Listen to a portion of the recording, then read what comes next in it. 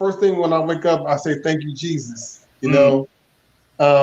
and then I pray. I just ask God, okay, what is it that you have for me today? And then I just listen. I just listen to whatever. And my perspective or perception is that God is filling me up with the day's events. He's filling me up in my spirit. And so to feed my spirit first, and just like you, Justin, I'll Mhm. read I'll read some scriptures. I'll read something that's positive, in the scriptures, or something that catches me, and I might even post it too. Then outside of that, I get up and I'll go for a run. Mm. Well, now that I'm a little bit older, I'll go for a jog. I go for a jog, Yep, you yep. know, and just clear the mind. I'm listening to my music, and I'm thinking about, okay, well, what is going on within me? Letting my body get cleared up and letting my body, feel the fresh air, and it's quiet out, and then I, get ready, start the day, and then I'm already filled. So now I'm filled up spiritually, Mm. physically, and now I'm ready to tackle the day mentally.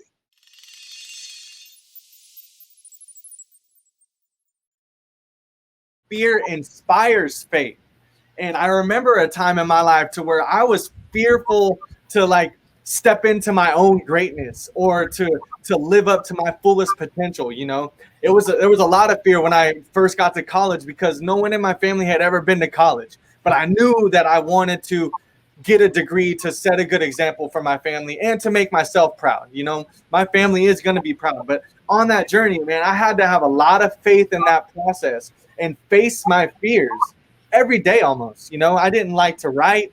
I didn't like taking tests. And I was constantly facing those fears. And eventually it just calloused me to face those fears fearlessly. And then when I stepped out of school, I started doing that to develop myself in life, not just in school, not just in the classroom, not just at home, but in anything that I want to do. I eventually went skydiving and I was like so scared, but there was really nothing to be scared of at the end of the day in my experience. I'm living a life through my faith, and I'm living it fearlessly. I'm living it to the fullest. Thanks, Jaron, because that really inspired me.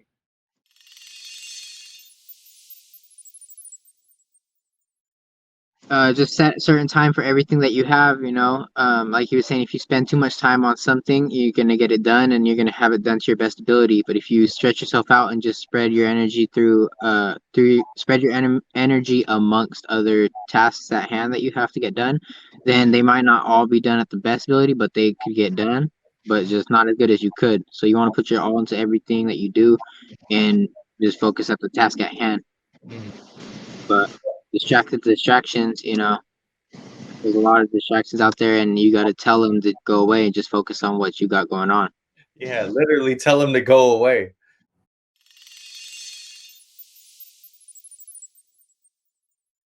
Make a New Year's resolution. Make it easy. Don't make it hard. Just small tasks, little adjustments. I mean, Right. when you go up in the air as a pilot, little adjustments. The pilot doesn't take a 90-degree turn to the right to actually go to another country. They just turn maybe 10 degrees to actually go to the next country. Or if they want to actually go to, let's say, Germany, I don't know, and and you realize you steered off because you can't really tell because it only takes little movements. So you got to realize if you steered off, steer it back on. Just a little adjustments. It doesn't have to be a big drastic turn. Just Right. small adjustments.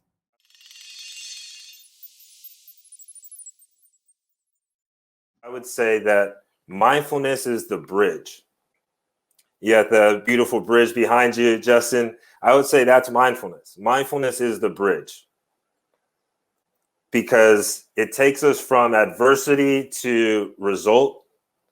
It takes us from doubt to confidence. And it takes us from problem to solution.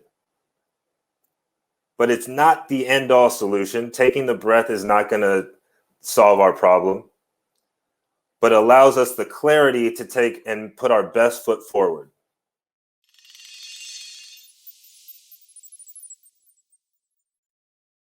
my uncle and grandpa, when we left from living with my father, then my uncle and grandpa, they both came to pick me up, and ever since then they have both always been there.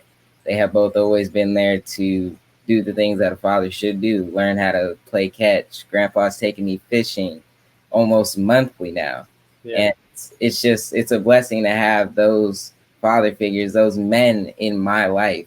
And I think that's one of the main things to being a man. Yeah, I like that because you're always acquiring what you admire from those men. You're constantly learning and acquiring what you want from those men. What you see as representing, being a real wholehearted man, a vulnerable man, an emotional man, and a man who spends quality time with his loved ones. And I think that's one of the things that we'll have to continue to do to ensure that the future generations produce the men that we proclaim to be, that we aspire to be. So thank you, for your insight. Believe me, I've taken away what you taught told me here today, and I will share it the first chance I get. Go ahead, Mitchell. Shamar, any last minute thoughts, tips, feelings about what it really means to be a man? I would say that the importance, or to go on Michael's point earlier on teaching lessons, I think that it is so important to display the qualities that in which you want to see in the men around you, as well as absorb the qualities that you see in the men around you. I created the nonprofit. It's called Community House Activism. And the goal is basically to give like all of this information for free, but have the infrastructure where people like Julius and myself can go and get these trainings and get these professional developments and mentoring sessions, and mental health clinical service professionals get tapped in, and then have them come as community members and leave as community leaders and advocates, and using the stories to really like connect them and change the narrative, man. So that's my mission right now, you know what I'm saying? Wow.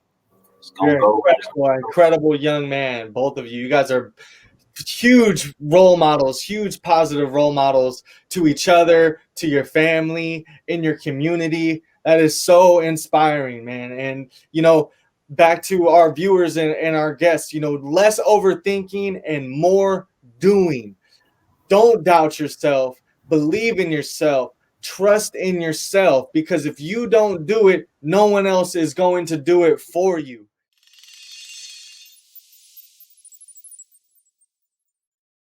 To me, faith and fear go along the same guidelines as like yin and yang or life and death. You can't really have one without having the other. Because if you take away one, it kind of slowly starts diminishing the meaning of the other one. Like, you can't fully live a life if you don't know the meaning of death. You can't fully live in faith if you don't know the meaning of fear. So they very much collaborate with each other in order for people to just stay humble and stay amongst themselves and to really thrive throughout the world. Because if you live a world of just only fear, then you're never going to take that risk to step that boundary. But if you live that world of only faith, then you have nothing to fear. You have nothing to keep you grounded, because you'll think you'll just be on top of everything and on top of the world. When in actuality, people aren't. We are flawed people, but that's just what makes us great. Say it, Jaron. Say it, Jaron. You should have your own show, man. Both of you and Shamar. You take the words right out of my mouth. I was just about to use the analogy of, light and shadow. You cannot have one without the other. And the other, another analogy that you can use is success and failure, right? If you have always been successful in every single thing in your life, when you do eventually experience a failure, you wouldn't know how to handle it. So well said, Jaron. And I appreciate that trend of thoughts a lot, because it's really bring it back to the idea of fear and faith. Can the two of them coexist? Absolutely, because you cannot have one without the other.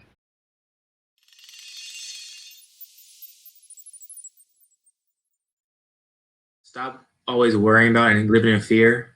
Living in fear is not good, especially when you're living in uncertainty. Fear is it can lead you down a path that it almost led me down to a point where, like, I started losing who I was reaching out my friends, I wasn't talking, and I wasn't going out. And I love the outdoors, being outdoor and just getting dirty and playing with your friends. Like, that's something I've always loved to do. And I remember there was a point where I was living in fear due to all the uncertainty and me not being comfortable with what's going on. And at the end of the day, you only live with one body. You have yourself, and you gotta love yourself and embrace who you are.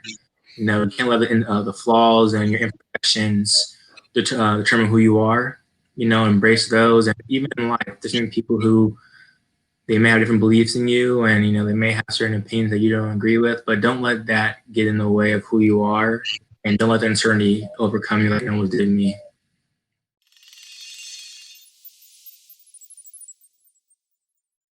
There's a bit of PTSD there. There's trauma that needs to be healed.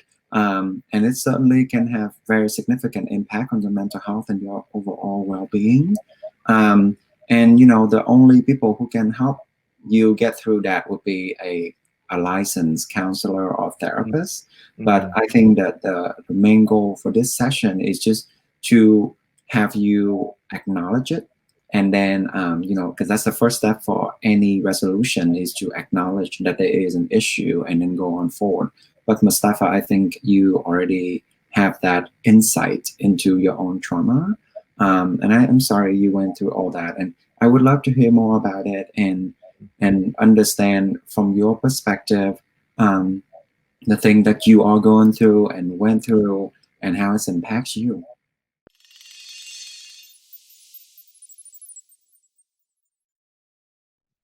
Do something towards that goal that day. Don't wait till tomorrow. Don't wait till the next day. Hit it. Even if it's something that's small, do something small, because if you do something small, it's going to get you that much closer to your goal versus doing nothing. So I would just write it down. Just write it down, put it up somewhere so that you can see it, and then you can run with it.